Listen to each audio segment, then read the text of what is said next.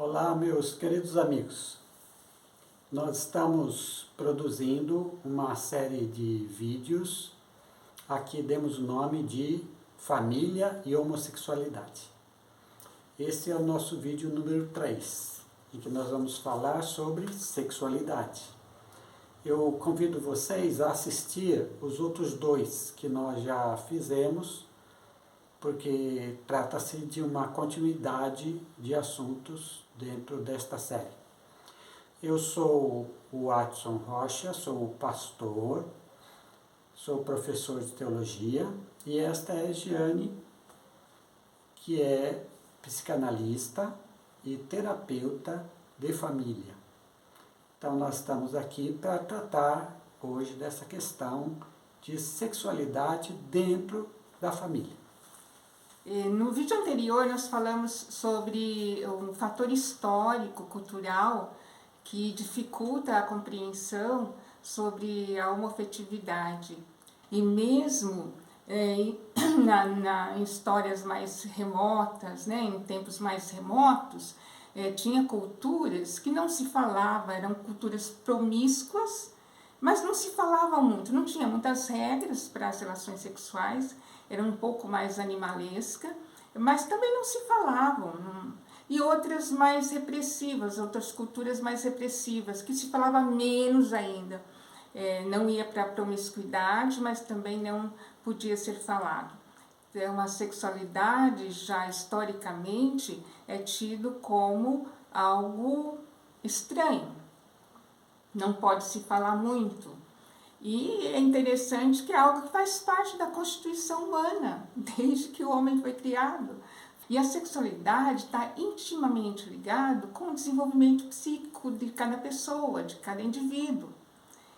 Mas nós escondemos tudo isso e as famílias têm uma dificuldade muito grande, a grande maioria delas tem uma dificuldade muito grande de conversar sobre o assunto e de também cada indivíduo, os adultos, né, os cônjuges, de viver algo assim mais tranquilo, mais saudável, sua própria sexualidade. E aqui eu estou falando da heterossexualidade. Então veja, a sexualidade em si já é estranha. É por isso que a homossexualidade, quando é revelada numa família, soa como algo muito mais estranho, porque é como se fosse o estranho levado ao quadrado. E isso choca. Esse é um dos motivos junto com o que nós falamos no vídeo passado, que ajuda a desorganizar a dinâmica da família, a questão interna de cada pai, de cada mãe, os membros da família, por conta que a própria família não trabalha bem esse tema. E para se compreender mais a homossexualidade, aí vem a necessidade de se falar mais e compreender mais a sexualidade, a heterossexualidade em si e a sexualidade no geral. Hoje nós temos muita informação, mas muita informação. Com a internet, nessa tecnologia avançada, temos informações tanto científicas sobrando aí, quanto também outras informações mais populares, né, de pessoas leigas, algumas com informações positivas, outras nem tanto, mas está cheia de informação. Porém, dentro da família, que é o lugar onde deveria circular melhor, de forma mais efetiva, essa conversa, esse diálogo sobre sexualidade, não existe. Porque é um tabu, porque é algo estranho, porque é algo velado, mas percebe-se que a sexualidade acaba em algum momento sendo exposta, sendo colocada para fora de algumas maneiras. Por exemplo, piadas, né? Existem muitas piadas, a maioria das piadas tem uma conotação sexual. Palavrões. A maioria dos palavrões está ligada à sexualidade. Alguns comportamentos repressivos que as pessoas veem no outro, você não pode andar com tal roupa, você não pode fazer isso, não pode fazer aquilo, está ligada à sexualidade reprimida. Então, de alguma forma, esse tema vai sair. Às vezes até algum tipo de agressividade está ligada à repressão sexual. E o que eu falo aqui, não estou falando repressão sexual no sentido de ter relação sexual ou não, mas a falta de informação sobre sexualidade, sobre o corpo da pessoa, sobre o corpo da criança, por exemplo. A sexualidade pode ser ensinada desde quando bebê. É óbvio que cada informação dentro da sua idade, à medida que a criança vai se desenvolvendo, vai aumentando, ampliando a informação. Mas é possível já trazer essa educação sexual desde quando é bebê. Mas há uma dificuldade, inclusive, de nomear os órgãos sexuais. Os órgãos que têm mais apelido são os órgãos sexuais, que é o pênis e a vagina. Pensem sobre isso, o que será que significa sobre tudo isso? E são órgãos que fazem parte da constituição humana, de todo indivíduo. Assim como o braço, como a orelha, como os olhos, faz parte, nós somos um todo. Mas a sexualidade parece que é algo assim, acessório, não faz parte. É importante que comecemos a pensar sobre isso. Somos seres sexuais e precisamos de trabalhar e fazer as pazes com a nossa sexualidade, conversando mais, se conhecendo mais, mas no final eu vou dar outras orientações mais específicas. E é interessante, Jane, essa questão. Eu me lembro que na minha adolescência, principalmente juventude, eu nunca conversei com meus pais sobre sexualidade. Tinha uma vergonha terrível, e eu creio que eles também, e nós nunca conversamos, sentar assim para receber orientação e conversar. E eu creio que, como eu, muitos outros também, na minha época, eram assim. Então, hoje em dia, por exemplo, muitos pais reclamam, eles aprendem sexualidade na escola. Mas se você for ver, dentro de casa ninguém fala também. Então, o que a escola faz é ensinar um aspecto técnico, científico, relativo ao corpo, relativo à saúde.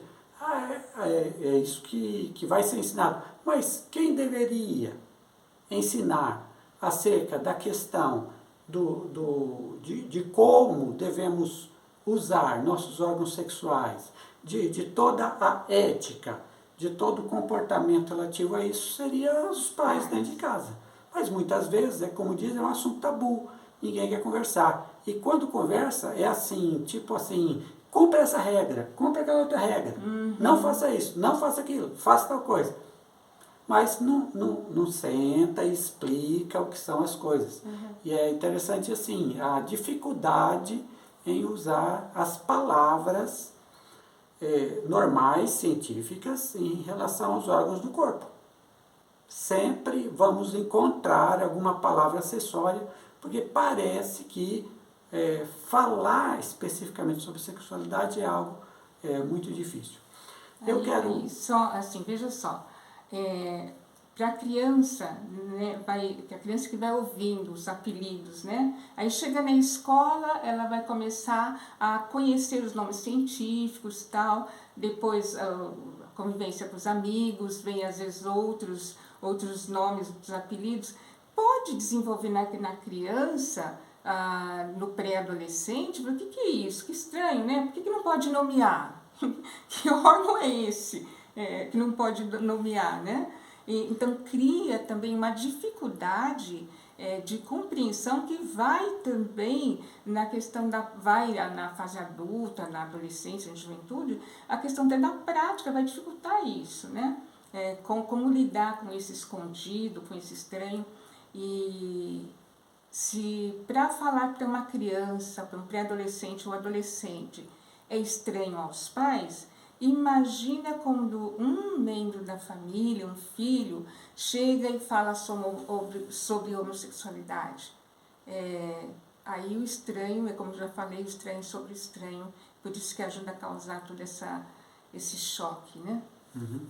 eu quero trazer para vocês o que a Bíblia apresenta sobre sexualidade. E para entender, nós vamos nos primeiros capítulos da Bíblia, no livro do Gênesis, e entender como é que é esta relação com a sexualidade. Diz o Gênesis 1, 27, e Deus criou o homem aqui é no sentido geral, ser humano.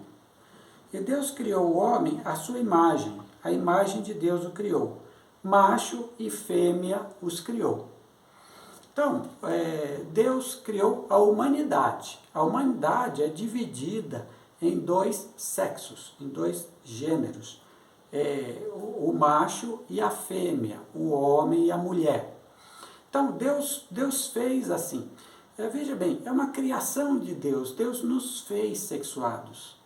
E destaca isso aqui de uma forma importante dentro das Escrituras. Deus nos fez homem ou mulher. A humanidade são os dois sexos juntos. Não separados, não em guerra, mas juntos, harmônicos. Isso vale para a humanidade, de tal forma que a sexualidade faz parte do nosso ser, faz parte daquilo que somos. E assim Deus nos criou. E é interessante, ainda nesse capítulo, no verso 31, assim, e Deus viu tudo quanto fizera, e era muito bom. É muito bom que eles sejam homem, mulher, que a humanidade seja dividida nesses dois sexos. É muito bom, disse Deus, o que eu fiz.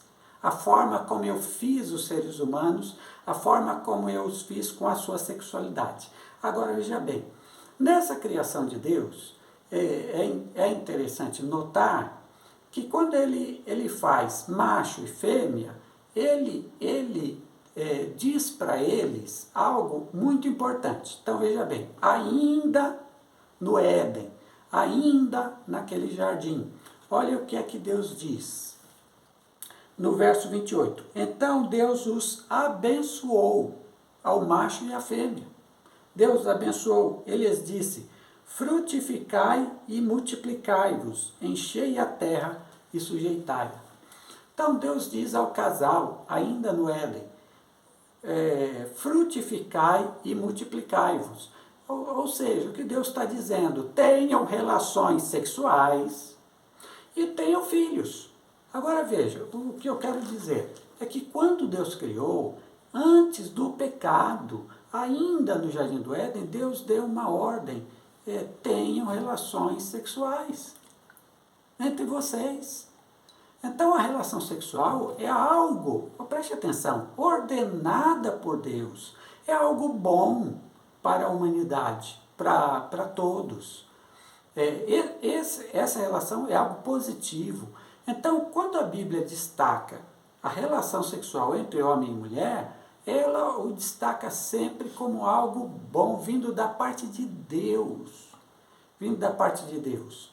Quando nós estudamos depois a teologia mais profundamente, nós observamos que o fato de que homem e mulher podem se relacionar sexualmente e podem se tornar uma só carne, principalmente no ato sexual, claro que isso é durante toda a existência do casal, da vida em família, mas especificamente esse sejam uma só carne está relacionado ao ato sexual, de se ajuntarem. Quando isso acontece, é uma expressão humana, mas é uma expressão da mais profunda comunhão entre um homem e uma mulher. E essa mais profunda comunhão é uma representação humana, simples, da comunhão que a Trindade tem. Então, nada do que Deus fez é por acaso. Quando Ele nos fez seres sexuados, é porque Ele tinha esse propósito, não apenas, veja bem, não apenas de que a humanidade se reproduzisse, mas também de que houvesse comunhão, prazer, alegria, amor no uso dos órgãos sexuais. E isso tudo antes do pecado humano. Então, veja bem, o que acontece? Na nossa visão em geral hoje, o sexo está ligado com o pecado. Até mesmo na relação entre um homem e uma mulher que se casaram direitinho e estão vivendo juntos, ainda a ideia de que parece que o sexo entre os dois tem alguma coisa a ver com o pecado. É isso que está na...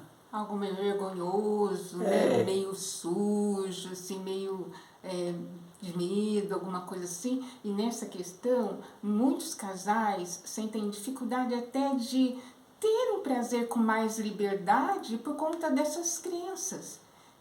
Tem casais que têm muita dificuldade na questão sexual baseado nesse tipo de crença. Olha a dificuldade que isso traz, né? Uhum.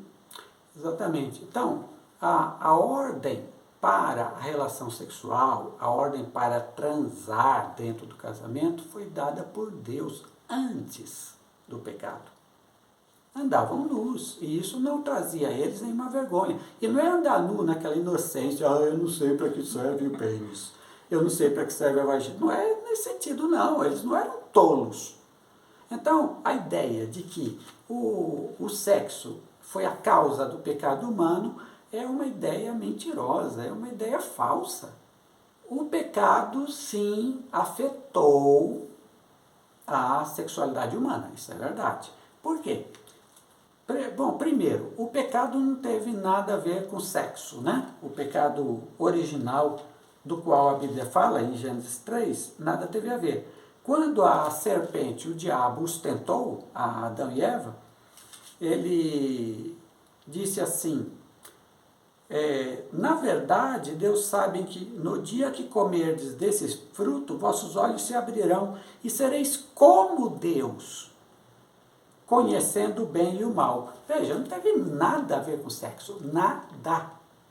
Teve a ver com orgulho, teve a ver com querer ser igual a Deus, teve a ver com querer se exaltar sobre tudo e sobre todos, teve a ver com rebeldia, teve a ver com quebrar o mandamento de Deus, teve a ver com essas coisas. Foi uma questão de relacionamento com Deus que eles quebraram por rebeldia, por quererem ser mais do que eram, por quererem estar no mesmo patamar de Deus. É aí que está a questão do pecado. Agora, o pecado sendo consumado, diz o texto, aí sim afetou a sexualidade. Por quê?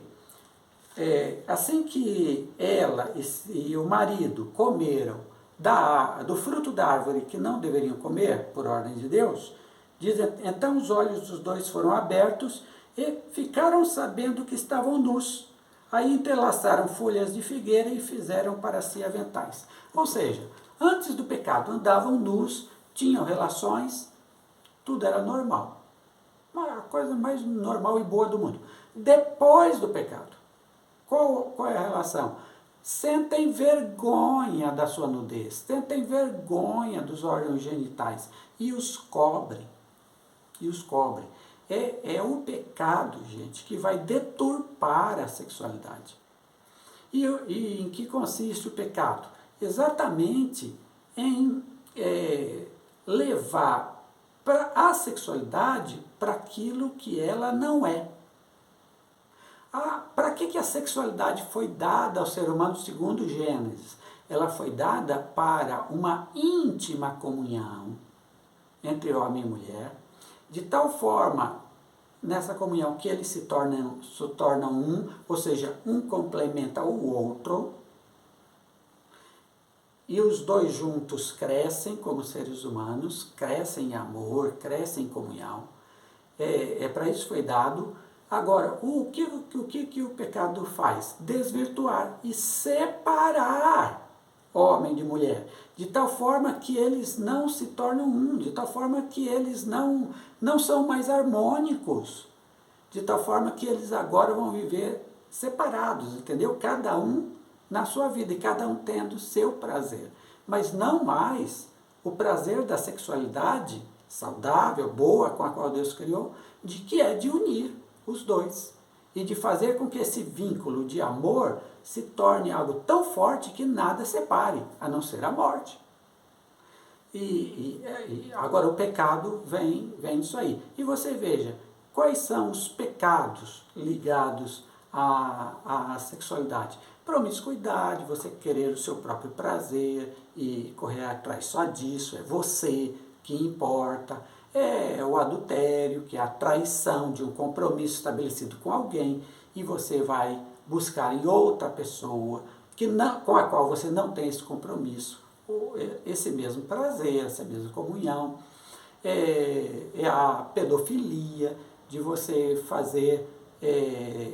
procurar fazer sexo com crianças que não tem nenhuma condição para isso, então é só o prazer pessoal da pessoa que está em evidência.